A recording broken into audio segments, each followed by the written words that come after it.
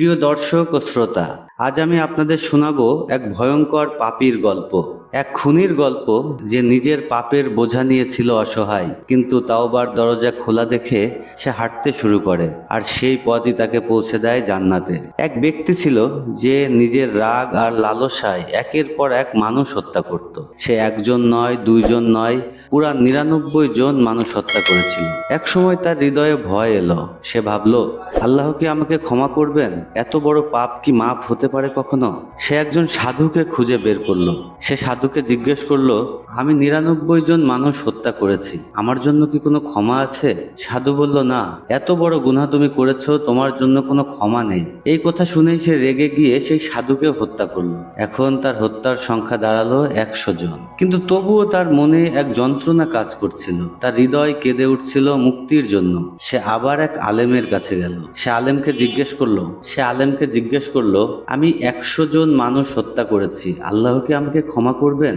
আলেম সুন্দরভাবে শান্তভাবে বললেন, হ্যাঁ, আল্লাহর রহমত বিশাল, তোমার জন্য ক্ষমা আছে। তবে তোমাকে এখনই এই পাপী পরিবেশ ছেড়ে সৎ লোকেদের এলাকায় চলে যেতে হবে। সেখানে তুমি আল্লাহর ইবাদত করবে। সে বুঝলো এখনই সময়। সে নিজেকে পাল্টাতে চায়। সে তাওবার নিয়ত নিয়ে রওনা দিল সৎ লোকেদের শহরের পথে। সে যখন পথ চলছিল তখন হঠাৎই তার মৃত্যু হলো। সে সৎ লোকদের শহরে পৌঁছাতে পারেনি। তখন দুই দলের ফেরেশতা এসে উপস্থিত হলো।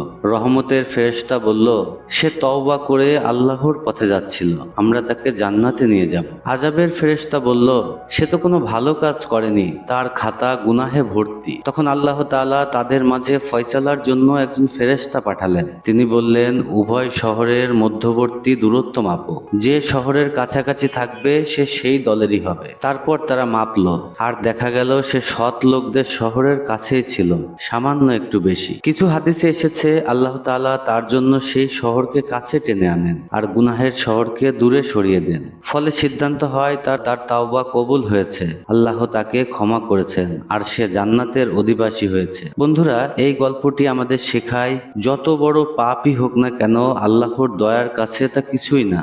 একমাত্র শর্ত, তোমাকে সৎ নিয়তে ফিরে আসতে হবে। আল্লাহ পাক বলেন, হে আমার বান্দাগণ, যারা নিজেদের উপর জুলুম করেছো, তোমরা আল্লাহর রহমত থেকে নিরাশ হও না। নিশ্চয় আল্লাহ সব গুনাহ মাফ করে দেন। হে আল্লাহ, আমাদের গুনাহ যত বড়ই হোক, তুমি তো রহমান রহিম। তাওবার রাস্তা কখনো বন্ধ করো না। আমাদের অন্তরকে কলুষতা থেকে পবিত্র করো, এবং আমরাও যেন সেই খুনির মতো সাহস নিয়ে ফিরে আসতে পারি তোমার দিকে। বন্ধুরা, এরকম হাদিস ভিত্তিক সত্য কাহিনী পেতে আমাদের পেজটি ফলো করুন।